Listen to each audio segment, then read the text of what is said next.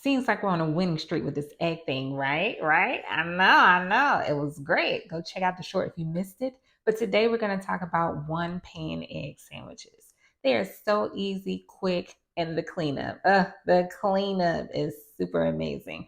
I found this one day, just wanted to do something different with the egg. I Googled it, and a guy named Sam came up when he did it, and he just showed his different variations. It was actually pretty good. Check him out on YouTube. But he said he got it from a TikToker. I don't know who the originator is, but it is very good. And I do think it's something that you should add to your routine. I think me talking about it is not going to do it justice. So let's get into it because there's some elements of it that reminds me of French toast, which I think adds to the flavor. It's just get into it. Let's go ahead and get to the video. All right, so here are the ingredients we will use. Turn on that stove and let that butter start to melt. Then move it around and around. Then I want to add my peppers and my onions that are already went and chopped up. Make sure you get that a good stir so they can soften well. I add the everything bagel seasoning that's from Trader Joe's, just to give it some flavor. Reminds me of my New York egg bagels that I used to get all the time. You want to then take your egg, whisk that around. I also use that everything bagel seasoning for that. Then once you get a good whisk there, you can then pour it into your pan and let it go all around. Almost like an omelet. You do want it to get that nice full shape. So as much as you can, get it to coat and fill in and do like the chefs do and move the pan around and around. And you want to make sure it cooks well. You don't want to have it all runny and whatnot on top.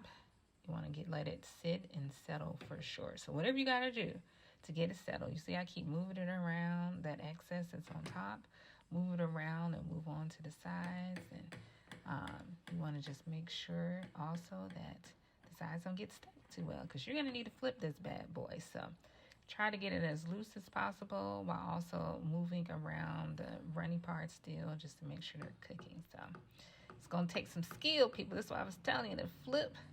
The flip is a thing, okay? But it's kind of exciting when you can do it. So get your egg prepped and ready by making sure all edges are ready and you feel like most of the egg is running because it's going to cook some more, but you want to just at least make sure a good bit of it has settled and cooked before you do flip it. All right, so we get our bread here, we lay it on. Now that a lot of it is cooked, and we get ready for the big flip, okay? Press it on in, and what you want to do while you're allowing it to cook and settle in is get ready. So you see me putting my spatula, getting it everything lifted and ready, and then essentially you gotta just have to take a deep breath and go after it, okay? So, ready, guys?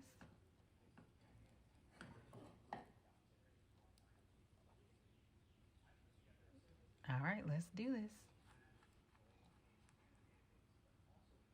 Oh, okay. It stayed in the pan. Okay, let's get a cheer for that. Okay, it stayed in the pan. It could have fallen off or some other kind of thing like that. But it's always exciting to do that part and make sure it stays in the pan. So to me, that's a win. If it stayed in the pan, that's a win. What you can do is then, it's kind of big, so fold it in as you can over the bread, just to make sure, it isn't just starting to stick and overflow on the bread. So that's why I folded it. You want to then get any other ingredients like your cheese that you're going to use to melt things with. Cheese is always nice addition. Who doesn't love cheese? Load it up if you like. But we're just trying to not overdo it, but I still got to watch his cholesterol, I would say. So once that's all good and together, what you want to do is put the other slice of bread on it, and then you want to get ready to turn it over because you want that side to be nice and buttery and warm as well. So flip it on over and let it cook some more, making sure that cheese melt, all of it just melts together, and that's the final product. And voila, there you have it. Another winning recipe, in my book at least. Do check it out. Let me know what you thought. Meanwhile, there's a stuffed shells recipe that I tried that my husband enjoyed. Do check that one out. And then there's also the Marry Me Chicken recipe, which, I mean, that one's in the name. Marry Me Chicken, you have to try that one. Until next time.